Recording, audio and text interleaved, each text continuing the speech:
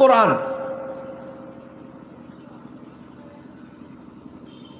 কোরআন ব্যতীত পৃথিবীতে এমন কোনো কিতাব নেই আপনাকে হেদায়েত দিতে পারে, অর্থাৎ আপনার জীবনটা জান্নাতি তৈরি করতে পারে। কোরআন দিয়ে বয়ান কেন করতে হবে? লা ইয়াতিহিল বাতিলু মিন বাইনি ইয়াদাইহি ওয়ালা মিন খালফিহি তানজিলুম মিন হাকিমিন হামিদ। আল্লাহকে যারা অবিশ্বাস করে, তারা যদি মানে বাতিলরা যদি কোরআনের উপর থেকে বা পিছন থেকে বা সামনে থেকে ডান দিক থেকে বাঁ দিক থেকে যদি কোরআনের মধ্যে কোনো রকম সংশোধন সংযোজন পরিবর্তন করতে চায়, কোনোদিন পারবে না ইলা ইয়াউমিল কিয়ামা, কিয়ামত পর্যন্ত। একটাই কিতাব যার শব্দ তো দূরের কথা, যার অক্ষর লেটার তো দূরের কথা, যার পেশ আকার একার ওকার পর্যন্ত পরিবর্তন করতে পারে না, পারবে না কিয়ামত পর্যন্ত, সেটাই হচ্ছে কোরআন। এই জন্যই আল্লাহ রাব্বুল আলামিন বললেন কোরআন দিয়ে বর্ণনা করো, বয়ান করো। কোরআন দিয়ে বয়ান করবেন এই কারণেই, এবং বয়ানের একটা ধরনও আল্লাহ রাব্বুল আলামিন বললেন, এটা আপনি যা ইচ্ছে বয়ান করবেন, এটা গীতা নয়, মহাভারত নয়, বাইবেল নয়, তাওরাত নয়, ইনজিল নয়, এটি কোরআন, একমাত্র আল্লাহর কিতাব। এটা আল্লাহর কালাম, এটা আল্লাহর মগজ, এটা আল্লাহর মেধা, এটা আল্লাহর ব্রেন। এটা থেকেই শোনানো হচ্ছে আপনাদেরকে। আল্লাহ রাব্বুল আলামিন ধরনটাও বলে দিলেন কিভাবে তুমি বয়ান করবে। কিতাবুন উনজিলা ইলাইকা ফালা ইয়াকুন ফি সাদরিকা হারাজুম মিনহু লিতুনজিরা বিহি ওয়া যিকরা লিল মুমিনিন, সূরা আরাফ পারা নাম্বার 8 আয়াত নাম্বার 2। কিতাবুন, এটি একটি কিতাব, উনজিলা ইলাইকা মির রাব্বিক, যেটা আপনার রবের পক্ষ থেকে তোমার প্রতি নাযিল করা হয়েছে।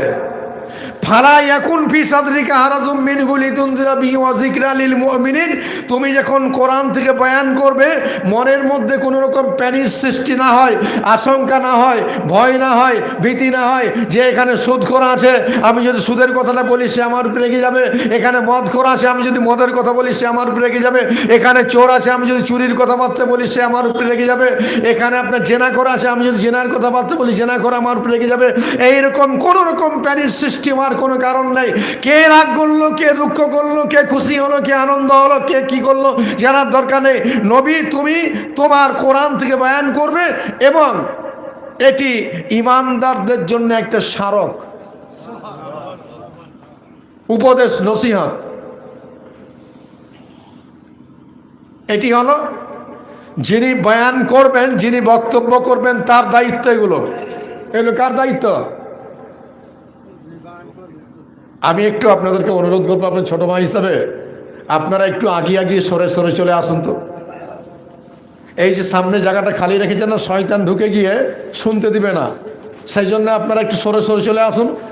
সাহাবায়ে কেরামদের মতো একটু বসুন, একে অপরের মধ্যে লেগে বসুন, তাতে কি হবে, শয়তান এসে আপনার ব্রেনকে মুনতাসির করতে পারবে না, বিচলতা করতে পারবে না। আর যদি এরকম ফাঁকা রাখেন, প্রত্যেকটার একটা সাহি সভ্য আছে না, আপনি ঘর থেকে বেরাবেন, আপনি মিরর মানে আয়নাতে সব কিছু দেখে বেরান। এখানেরও আমি পরস্পর কথাগুলো বলবো ইনশাল্লাহ, বলি ইনশাল্লাহ। একবার দরুদ শরীফ পড়ুন।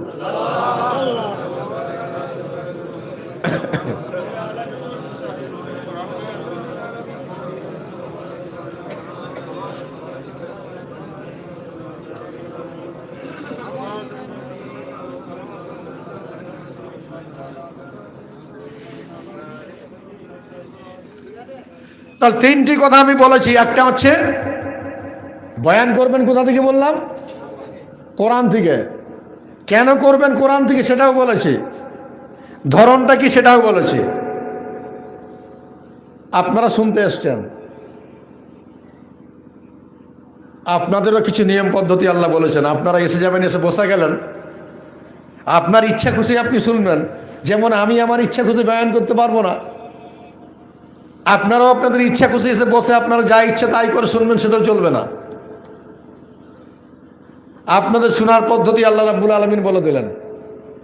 ইন্না ফি যালিকা লাযিকরা লিমান কানা লাহু কালবুন আও আলকাস সামা হুয়া শাহিদ। সূরা কাফ খুলে দেখবেন, তার আয়াত বলছে।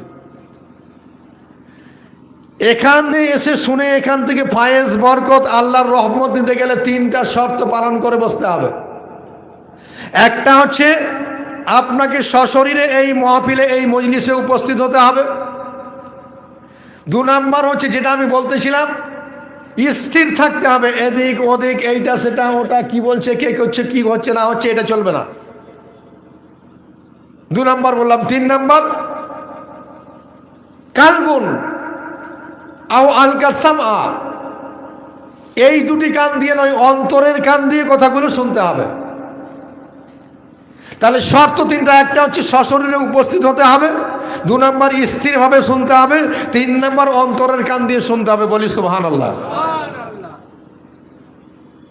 এই 3টি শর্ত যদি মেনে এই কোরআনের মজলিসে আসেন, তাহলে এই আয়াতের প্রথমে ইন্না শব্দ দিয়ে আছে, ইন্না আন্না কান্না লাকিন্না লাইতা লাল্লাহ, এটাকে আরবিতে বলা হয় হুরুফে মুসাব্বাবিল ফেল।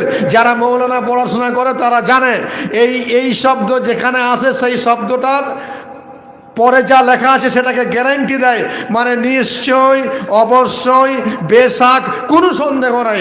তার মানে 3টা শর্ত যদি আপনি পূরণ করতে পারেন, পূরণ করে বসেন, তাহলে অবশ্যই অবশ্যই আল্লাহর রহমত আমাদের প্রতি নাযিল হবেই হবে। সেইভাবে বসেছেন তো? শুনেন কথাগুলো তো শুনেননি, আজকে শুনেলেন, মনে রাখুন। 2য় নাম্বার শর্ত শ্রোতাদের বলছি, শ্রোতাদের 2য় নাম্বার শর্ত বলছি, ওয়া আনজালনা ইলাইকা যিকরা লিতুবাইয়িনা লিন-নাসি মা নুযিলা ইলাইহিম ওয়া লাআল্লাহুম ইয়াতাফাক্কারুন। সূরা আন-নাহাল খুলে দেখবেন, সূরা আন-নাহালের সম্ভবত 44 নম্বর আয়াত। আল্লাহ রাব্বুল আলামিন বললেন, ওয়া আনজালনা ইলাইকা যিকরা লিতুবাইয়িনা লিন-নাসি মা নুযিলা ইলাইহিম ওয়া লাআল্লাকুম ইয়াতাফাক্কারুন। ওগো নবী, এই জিকির নামক কোরআনটা আমি তোমার প্রতি নাযিল করেছি, আর যাদের জন্য নাযিল করেছি তাদেরকে তুমি এই কোরআনের কথাগুলো শোনাবে, লাআল্লাকুম ইয়াতাফাক্কারুন, আর কোরআনের কথাগুলো শুনে তারা যেন একটু চিন্তা ভাবনা করে। ওই জন্য বললাম, শুনবেন এ কান দিয়ে ও কান দিয়ে বের করবেন, এটা চলবে না। লাআল্লাকুম ইয়াতাফাক্কারুন, কথাগুলো আমি কি বলছি এটা যেন শ্রোতারা একটু চিন্তা ভাবনা করে। আমরা তো একে অপরের সঙ্গে গল্প করতেই মজলিসে ব্যস্ত থাকি। আমি একটা কথা আপনাদের জিজ্ঞাসা করি, আপনাদের ছোট্ট ভাই হিসাবে, ফরজ নামাজ পড়তে পড়তে কথা বলা যায়? আপনারা কথা বলেননি কেন? ওয়াজিব নামাজ, সুন্নত, কোনো নামাজেই কথা বলা যাবে না। নিয়ত যখন মেনে নিয়েছেন আর কথা বলা যাবে না। নামাজটা হুকুম কার? আল্লাহর। আল্লাহর হুকুমটা পেলাম কোথা থেকে? কোরআন থেকে। আমি যে শর্তগুলো আপনাদেরকে বললাম, আমার নিজস্ব তরফ থেকে বললাম না, আল্লামা আযান গাছী রহমাতুল্লাহ তরফ থেকে বললাম না, কোরআন থেকে বললাম? এই যে বয়ান চলছে, কোরআন থেকে তাফসীর চলছে, এটা হচ্ছে নফল ইবাদত। আপনি কথা বলবেন, সওয়াব কাটা যাবে। যেমন নফল নামাজ কেন, ফরজ নামাজ কেন, কোনো নামাজে কথা বলা যায়নি। আপনি এই 3টি শর্তের বাইরে যদি আপনি এই মজলিসের আদব নষ্ট করেন, যেহেতু সরাসরি কোরআন থেকে তাফসীর হচ্ছে, আপনি কিন্তু সওয়াব পাবেন না, সওয়াব কাটা হবে আপনার। আর এই 3টি শর্ত প্লাস লাস্টে যে একটি শর্ত বুঝার, এই 4টি শর্ত যদি মেনে আপনি কাজ করতে পারেন, অবশ্যই এই মজলিসের পুরোপুরি ফায়েজ বরকত এবং রহমত পেয়ে যাবেন। আল্লাহ রাব্বুল আলামিন সেইভাবেই আমাদের বসার তৌফিক এনায়েত করেন বলে আমিন। একবার দরুদ শরীফ পড়ুন।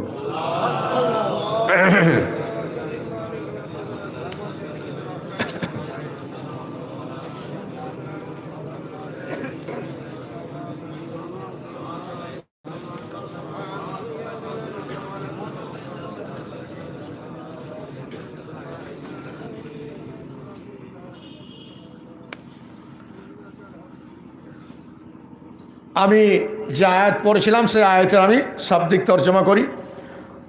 ওয়ামা লাকুম লা তুকাতিলুনা ফি সাবিলিল্লাহ। খুব ভালো করে শুনুন, অ্যাটেনশনটা আমার দিকে রাখুন।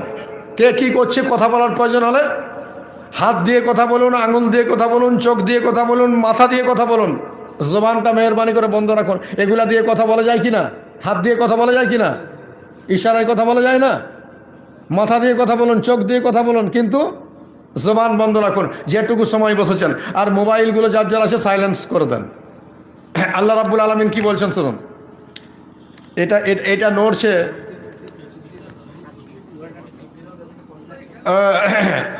শুনুন, একজন ঠিক করবে, আপনার সবাই কথা বলবেন না।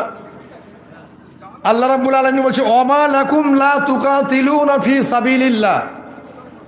আল্লাহ কি বলছেন শুনুন, ওমা লাকুম, তোমাদের কি হয়েছে?